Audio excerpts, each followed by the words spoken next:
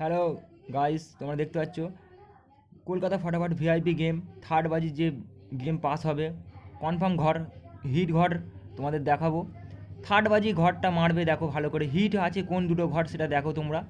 20 তারিখে game pass হচ্ছে guarantee. ভালো করে দেখো দেখো 5-9 ইম্পর্টেন্ট ঘর, যে 5-এর পাত্তি রাখলাম দেখো 780, আর 9 পাত্তি তোমরা দেখতে পাচ্ছ 135 ইম্পর্টেন্ট পাত্তি, ঠিক আছে। আর অতিরিক্ত যদি লোড হয় ঘর চেঞ্জ হয়ে উল্টে যাবে। শর্ট হিটের মধ্যে থাকবে 0-1 ইম্পর্টেন্ট, এখানে 19 ইম্পর্টেন্ট ঘর। 1-এর পাত্তি 669 ডবলিং পাত্তি মারবে 380, আর 0-এর পাত্তি রাখা হয়েছে দেখো 244136 ইম্পর্টেন্ট।